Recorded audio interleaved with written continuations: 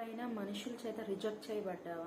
ఎందుకంటే మనుషులు మనల్ని హర్ట్ చేసినప్పుడు they don't try to rectify it. ఇంకా ఏమీ జరగలేదు, నథింగ్ హ్యాపెండ్ అన్నట్లు వారు మరలా మనతో మాట్లాడతారు, మరలా మనతో వారు స్నేహం కొనసాగిస్తారు. కానీ నిజంగా తాను చేసిన తప్పుకి నన్ను క్షమించు, నేను ఈ విషయంలో తప్పు చేశాను, నేను ఇంకా హర్ట్ చేయనని కానీ, లేదా నేను ఎప్పుడైతే వారు బాధించినప్పుడు తిరిగి నిన్ను ఎప్పుడైనా పిలిచిన సందర్భాలు చాలా తక్కువ. ఎందుకంటే మానవ హృదయం ఏంటంటే వారు చేసిందే కరెక్ట్, నాకు కోపం వచ్చింది, నేను ఈ పని చేశాను, నాకు బాగా నేను టెంపర్ అయిపోయాను, నాకు బీపీ ఉంది, లేదా రకరకాల రీజన్స్ వాళ్ళు ఇస్తారు.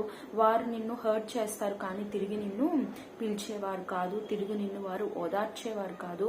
దే డోంట్ బాదర్ అబౌట్ నీ ఎమోషన్స్ గురించి కానీ ఏది వాళ్ళకి ఫీలింగ్స్ అనేవే ఉండవు. కానీ దేవుడు ఏమంటున్నాడు తెలుసా? నేను నిన్ను పిలుస్తున్నాను, నిమిషం మాత్రం నీ మీద కోప్పడుతుని గొప్ప వాత్సల్యంతో నేను సమకూరుస్తాను, గొప్ప కృపతో నేను నీకు వాత్సల్యం చూపిస్తాను దేవుడు చెప్తూ ఉన్నాడు. మరి మన పరిస్థితులు ఎలా ఉన్నా, ఎంత దూరం వెళ్ళిపోయినా మనం దేవుడు అంటున్నాడు, నేను నువ్వు చేసిన తప్పుని బట్టి నేను నిన్ను శిక్షించాను, నేను నిన్ను కోప్పడ్డాను, కానీ నేను నిన్ను మనుషుల వల్ల నేను నిన్ను వదిలేను, మనుషుల వల్ల నేను నీ ఎమోషన్స్ని పట్టించుకోకుండా నిన్ను వదిలేసి నేను ఉండలేను, గొప్ప వాత్సల్యంతో నేను తిరిగి నిన్ను సమకూరుస్తాను బిడ్డ, నా యొద్దకు రా, గొప్ప కృపతో నేను నిన్ను నింపుతాను అని దేవుడు ఇవాళ మాట్లాడుతూ ఉన్నారు.